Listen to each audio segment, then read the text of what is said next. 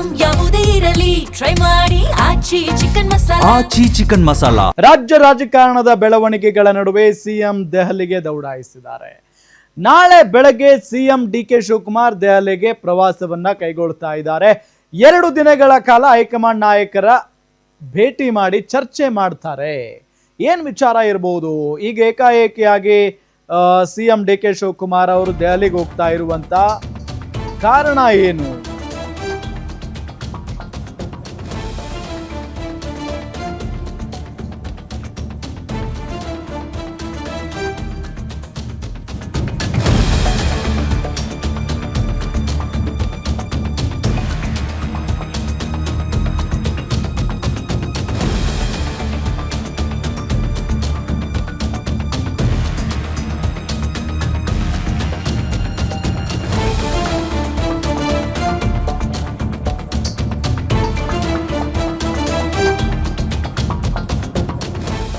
ಕರ್ನಾಟಕ ಭವನದ ಹಿರಿಯ ಐಎಎಸ್ ಅಧಿಕಾರಿಗಳ ಜೊತೆಗೆ ಸಭೆಯನ್ನ ನಡೆಸಲಿದ್ದಾರೆ.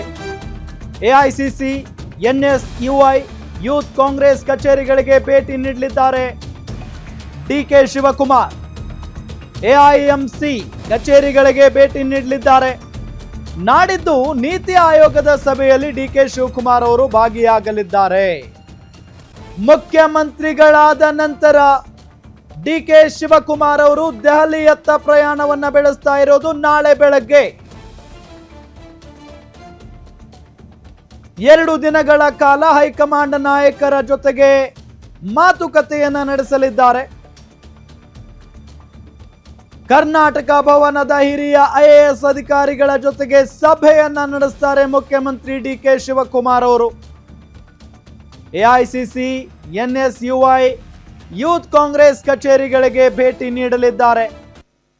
ಎಐಎಂಸಿ ಕಚೇರಿಗಳಿಗೆ ಭೇಟಿ ನೀಡಲಿದ್ದಾರೆ ಸಿಎಂ ಡಿಕೆ ಶಿವಕುಮಾರ್. ನಾಡಿದ್ದು ನೀತಿ ಆಯೋಗದ ಸಭೆಯಲ್ಲಿ ಡಿಕೆ ಶಿವಕುಮಾರ್ ಅವರು ಭಾಗಿಯಾಗ್ತಾರೆ.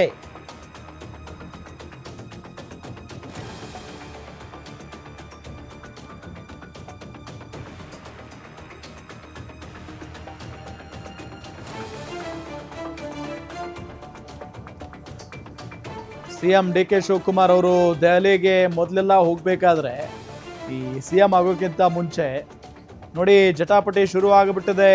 ನಾಯಕತ್ವ ಬದಲಾವಣೆ ವಿಚಾರಕ್ಕೆ ಸಂಬಂಧಪಟ್ಟಂತೆ ಹೊರಟಿದ್ದಾರೆ ಡಿಕೆ ಶಿವಕುಮಾರ್ ಅವರು ಅಂತೆಲ್ಲ ಸುದ್ದಿ ಬರ್ತಾ ಇತ್ತು. ಬಟ್ ಈಗ ಅವ್ರು ಹೋಗ್ತಾ ಇರೋದೇ ಬೇರೆ ಬೇರೆ ವಿಚಾರಗಳಿಗೆ ಸಂಬಂಧಪಟ್ಟಂತೆ. ಮುಖ್ಯಮಂತ್ರಿಗಳಾಗ್ಬಿಟ್ರು ಡಿಕೆ ಶಿವಕುಮಾರ್ ಅವರು. ಅದಾದ ನಂತರ ಈಗ ಪಕ್ಷದ ಕಾರ್ಯಚಟುವಟಿಕೆಗಳಿಗೆ ಸಂಬಂಧಪಟ್ಟಂತೆ ಮಾತುಕತೆ ನಡೆಸೋದಕ್ಕೆ ಡಿಕೆ ಶಿವಕುಮಾರ್ ಅವರು ದೆಹಲಿಗೆ ಹೊರಟಿದ್ದಾರೆ. ಅದರಲ್ಲೂ ಎಐಸಿಸಿ, ಎನ್ಎಸ್ಯುಐ, ಯೂತ್ ಕಾಂಗ್ರೆಸ್ ಕಚೇರಿಗಳಿಗೆ ಭೇಟಿ ನೀಡುತ್ತಾರೆ. ಎಐಎಂಸಿ ಕಚೇರಿಗಳಿಗೆ ಭೇಟಿ ನೀಡಲಿದ್ದಾರೆ ಸಿಎಂ ಡಿಕೆ ಶಿವಕುಮಾರ್.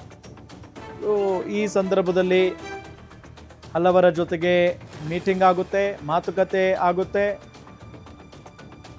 ರಾಜ್ಯ ರಾಜಕಾರಣದ ಹಲವು ಬೆಳವಣಿಗೆಗಳ ನಡುವೆ ಸಿಎಂ ದೆಹಲಿಗೆ ಹೋಗ್ತಾ ಇರೋದು ಬಹಳಷ್ಟು ಕುತೂಹಲ ಕೆರಳಿಸ್ತಾ ಇರೋದು. ಒಂದಿಷ್ಟು ಜನ ಸಚಿವಾಕಾಂಕ್ಷಿಗಳಿದ್ದಾರೆ. 2ನೇ ಹಂತದಲ್ಲಿ ಯಾರ್ಯಾರಿಗೆ ಅವಕಾಶ ಸಿಗುತ್ತೆ? ಬಹಳಷ್ಟು ಜನ ಲಾಭಿ ಮಾಡ್ತಾ ಇರೋದನ್ನು ಕೂಡ ನಾವು ಗಮನಿಸ್ತಾನೆ ಇದ್ದೀವಿ. ಸೊ ಯಾರ್ಯಾರಿಗೆ ಅವಕಾಶ ಸಿಗುತ್ತೆ ಮುಂದಿನ ಹಂತದಲ್ಲಿ ಅನ್ನೋದೊಂದು ಕುತೂಹಲ ಇದೆ. ಸೊ ಹಾಗಾಗಿ ಅದರ ಬಗ್ಗೆ ಏನಾದರೂ ಚರ್ಚೆ ಮಾಡೋದಕ್ಕೆ ದೆಹಲಿಗೆ ಹೋಗ್ತಾ ಇದ್ದಾರಾ? ಈಗಾಗಲೇ ನಾವು ಒಂದಿಷ್ಟು ಅಂಶಗಳನ್ನು ಹೇಳಿದ್ವಿ. 2 ದಿನಗಳ ಕಾಲ ದೆಹಲಿಯಲ್ಲಿರ್ತಾರೆ. ಹೈಕಮಾಂಡ್ ನಾಯಕರನ್ನ ಭೇಟಿ ಮಾಡ್ತಾರೆ. ಕರ್ನಾಟಕ ಭವನದ ಹಿರಿಯ ಐಎಎಸ್ ಅಧಿಕಾರಿಗಳ ಜೊತೆಗೆ ಸಭೆ ಮಾಡ್ತಾರೆ. ಎಐಸಿಸಿ, ಎನ್ಎಸ್ಯುಐ, ಯೂತ್ ಕಾಂಗ್ರೆಸ್ ಕಚೇರಿಗಳಿಗೆ ಭೇಟಿ ನೀಡ್ತಾರೆ. ಇದೆಲ್ಲ ಒಂದು ಲೆಕ್ಕ ಆದರೆ ಇನ್ನು ಮತ್ತೊಂದು ಹಂತದಲ್ಲಿ ಸಂಪುಟಕ್ಕೆ ಕೆಲವೊಂದಿಷ್ಟು ಜನ ಸಚಿವರನ್ನ ಸೇರಿಸಿಕೊಳ್ಳಲೇಬೇಕು. ಡೀಟೇಲ್ಸ್ ಕೊಡ್ತಾರೆ ನಮ್ಮ ಪೊಲಿಟಿಕಲ್ ರಿಪೋರ್ಟರ್ ದುರ್ಗೇಶ್ ನಾಯಕ್. ನೇರ ಸಂಪರ್ಕದಲ್ಲಿ ಜಾಯಿನ್ ಆಗಿದ್ದಾರೆ. ದುರ್ಗೇಶ್ ನಾಯಕ್, ಡಿಕೆ ಶಿವಕುಮಾರ್ ಅವರು ಸಿಎಂ ಆದ ನಂತರ ದೆಹಲಿ ಪ್ರವಾಸವನ್ನ ಕೈಗೊಳ್ತಾ ಇರೋದು ಏನು ಕಾರಣ? ದೆಹಲಿಗೆ ಹೋಗ್ತಾ ಇರೋದಕ್ಕೆ ಜೊತೆಗೆ ಏನು ನಮ್ಮ ಇಲ್ಲಿ ಚರ್ಚೆ ಆಗುತ್ತೆ? ಡೀಟೇಲ್ಸ್ ಕೊಡ್ತಾ ಹೋಗೋದಾದ್ರೆ.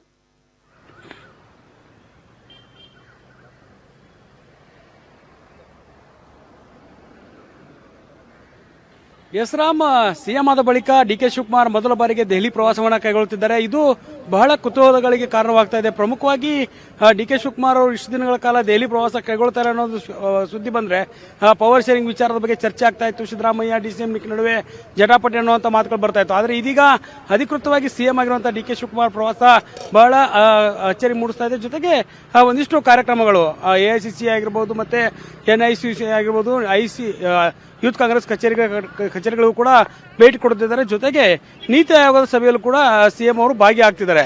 ಇದು ಸಿಎಂ ಆದ ಬಳಿಕ ಡಿ.ಕೆ. ಶಿವಕುಮಾರ್ ಅವರದ್ದು ನೀತಿ ಆಯೋಗದ ಸಭೆಯಲ್ಲಿ ಭಾಗಿಯಾಗ್ತಿರೋದು ಮೊದಲ ಸಭೆ. ಹೀಗಾಗಿ ಬಹಳ ಕುತೂಹಲ ಮೂಡಿಸ್ತಾ ಇರೋದು ಡಿ.ಕೆ. ಶಿವಕುಮಾರ್ ಅವರ ನಡೆ ಹೇಗಿರುತ್ತೆ ರಾಷ್ಟ್ರೀಯ ಮಟ್ಟದಲ್ಲಿ, ಮತ್ತು ನೀತಿ ಆಯೋಗ ಪ್ರಧಾನಿ ನರೇಂದ್ರ ಮೋದಿ ಅವರು ಕೂಡ ಭೇಟಿ ಆಗ್ತಿರುವಂಥ ಮಾಹಿತಿ ಇರುವಂಥದ್ದು. ಹೀಗಾಗಿ ಡಿ.ಕೆ. ಶಿವಕುಮಾರ್ ಅವರು ಒಂದು ಕಡೆ ಸರ್ಕಾರಿ ಕಾರ್ಯಕ್ರಮಗಳ ಜೊತೆಗೆ ಪಕ್ಷದ ಕಚೇರಿಗಳಿಗೆ ಭೇಟಿ ಕೊಡುವುದರ ಜೊತೆಗೆ ನೀತಿ ಆಯೋಗದ ಸಭೆಯಲ್ಲೂ ಕೂಡ ಭಾಗಿಯಾಗ್ತಿದ್ದಾರೆ. ಜೊತೆಗೆ ಏನು ಸಂಪುಟ ರಚನೆ ಆಗುವಂಥದ್ದು ಇನ್ನೇನು ಎರಡನೇ ಹಂತದ ಸಂಪುಟ ರಚನೆ ಆಗಬೇಕು. ಈ ನಿಟ್ಟಿನಲ್ಲಿ ಕೂಡ ಹೈಕಮಾಂಡ್ ನಾಯಕರನ್ನ ಭೇಟಿಯಾಗಿ ಒಂದಿಷ್ಟು ಚರ್ಚೆ ನಡೆಸ್ತಾರೆ ಅಂತ ಮಾಹಿತಿ ಇರುವಂಥದ್ದು. ಹೀಗಾಗಿ ಡಿ.ಕೆ. ಶಿವಕುಮಾರ್ ನಾಳೆ ನಾಡಿದ್ದು ಕೈಗೊಳ್ಳುವಂಥ ಈ ಒಂದು ದೆಹಲಿ ಪ್ರವಾಸ ಬಹಳ ಕುತೂಹಲಕ್ಕೆ ಕಾರಣವಾಗ್ತಾ ಇದೆ. ಪ್ರಮುಖವಾಗಿ ಎರಡನೇ ಹಂತದ ಪಟ್ಟಿ ರಚನೆಗೂ ಮುನ್ನವೇ ಈಗ ಮೊದಲ ಹಂತದಲ್ಲಿ ಸಚಿವರಾಗಿರುವಂತಹ ಸಚಿವರ ಅಸಮಾಧಾನ ಹೆಚ್ಚಾಗ್ತಾ ಇದೆ. ಒಂದ್ ಕಡೆ ರಾಮಲಿಂಗಾರೆಡ್ಡಿ ರಾಜೀನಾಮೆಯನ್ನು ವಾಪಸ್ ಪಡೆದ ಬಳಿಕ ಜಲಸಂಪನ್ಮೂಲ ಖಾತೆಯನ್ನು ತೆಗೆದುಕೊಂಡಿದ್ದಾರೆ.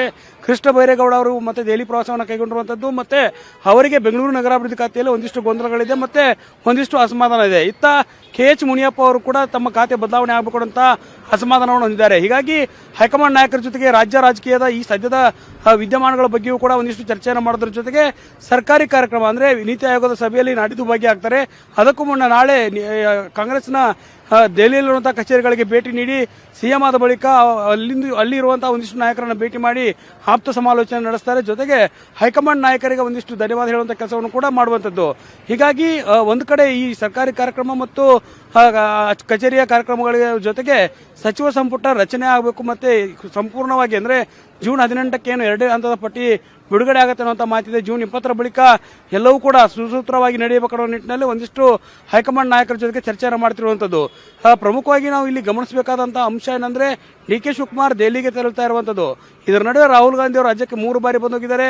ಕೆ.ಸಿ. ವೇಣುಗೋಪಾಲ್, ಸುರ್ಜೇವಾಲ ಎಲ್ಲವೂ ಕೂಡ ರಾಜ್ಯ ವಿಧಾನಸಭೆಗೆ ಅಪ್ಡೇಟ್ ಇದೆ. ಇದರ ನಡುವೆ ಎರಡನೇ ಹಂತದ ಪಟ್ಟಿ ಮತ್ತೆ ಈಗ ಆಗಿರುವಂತಹ ಸಚಿವರ ಅಸಮಾಧಾನ ಇದೆಲ್ಲವನ್ನೂ ಕೂಡ ಸರಿದೂಗಿಸಬೇಕನ್ನುವ ನಿಟ್ಟಿನಲ್ಲಿ ಒಂದಿಷ್ಟು ಪ್ರತ್ಯೇಕವಾದಂತಹ ಚರ್ಚೆಯನ್ನು ಮಾಡಬಹುದು. ಸಿದ್ದರಾಮಯ್ಯ ಅವರು ಕೂಡ ಎರಡನೇ ಹಂತದ ಪಟ್ಟಿಗೆ ಏನು ಆಕಾಂಕ್ಷಿಗಳನ್ನ ಹೆಸರನ್ನು ಹೇಳ್ತಿದ್ದಾರೆ. ಅದರ ಜೊತೆಗೆ ಸಿದ್ದರಾಮಯ್ಯ ಅವರು ಕೂಡ ಇನ್ನು 2-3 ದಿನಗಳಲ್ಲಿ ದೆಹಲಿ ಪ್ರವಾಸವನ್ನು ಕೈಗೊಂಡು ಹೈಕಮಾಂಡ್ ನಾಯಕರನ್ನು ಕೂಡ ಭೇಟಿ ಆಗಬಹುದು. ಹೀಗಾಗಿ ಸಿದ್ದರಾಮಯ್ಯ ಮತ್ತು ಡಿ.ಕೆ. ಶಿವಕುಮಾರ್ ಮತ್ತು ಹೈಕಮಾಂಡ್ ನಡುವಿನ ಒಂದು ಸಮನ್ವಯತೆಯಿಂದ ಸಚಿವ ಸಂಪುಟ ಎರಡನೇ ಹಂತದ ಸಚಿವ ಸಂಪುಟ ಪುನರ್ರಚನೆ ಆದ ಬಳಿಕ ಒಂದಿಷ್ಟು ಶಾಸಕರಿಗೆ ಸಚಿವ ಸ್ಥಾನದ ಆಕಾಂಕ್ಷೆ ಇರುತ್ತೆ, ಅವರಿಗೆ ಕೂಡ ಅವಕಾಶವನ್ನು ಮಾಡಿಕೊಡಲಾಗುತ್ತೆ.